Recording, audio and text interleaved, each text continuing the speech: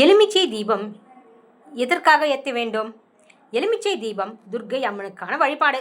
கோவில்களில் மிகவும் பரவலாக காணப்படும் பரிகார தீபம். எலுமிச்சையை இரண்டாக வெட்டி சாறை நீக்கி அதன் தோலை கிண்ணம் போல் மாற்றி அதில் எண்ணெய் அல்லது நெய் ஊற்றி திரியிட்டு தீபம் ஏற்றும் வழக்கம் உள்ளது. இந்த வழிபாடு குறிப்பாக துர்க்கையம்மன் வழிபாட்டுடன் தொடர்புடையது.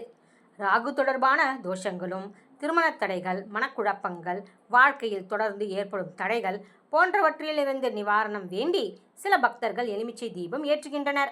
ராகு காலத்தில் துர்க்கையை வழிபட்டு எலுமிச்சை தீபம் ஏற்றும் மரபும் உள்ளன. எலுமிச்சையின் புளிப்பை போல வாழ்க்கையில் இருக்கும் கசப்பான அனுபவங்களையும் இறைவனிடம் ஒப்படைத்து மனதில் நல்ல எண்ணங்களில் ஒளியை ஏற்ற வேண்டும் என்பதே இதன் வழிபாட்டின் உள்நோக்கம் ஆகும். பூசணிக்காய் தீபம்.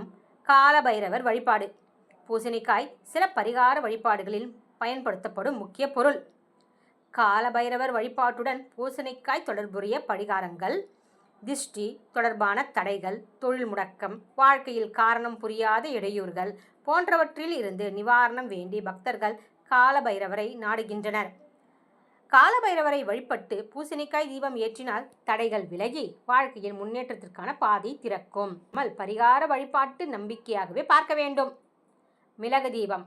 காலபைரவரை நினைத்து மிளகு தீபம் என்பது நமது சமையலில் பயன்படுத்தும் ஒரு சாதாரண பொருள்தான். ஆனால் ஆன்மீக பரிகார மரபுகளில் மிளகுக்கு தனி சிறப்பு உண்டு.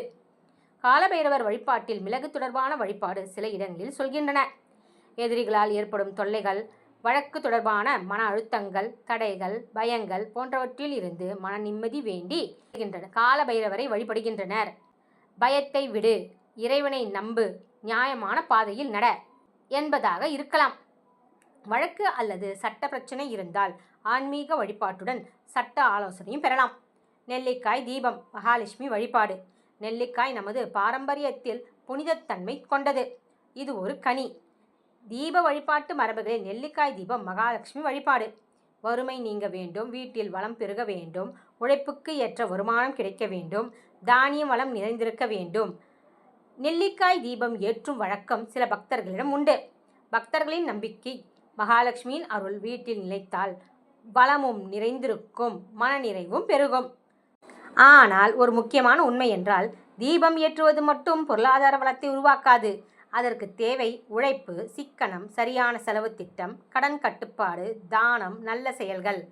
இறை நம்பிக்கையுடன் சேர்ந்தால்தான் வாழ்க்கையில் உண்மையான வளமும் உருவாகும்.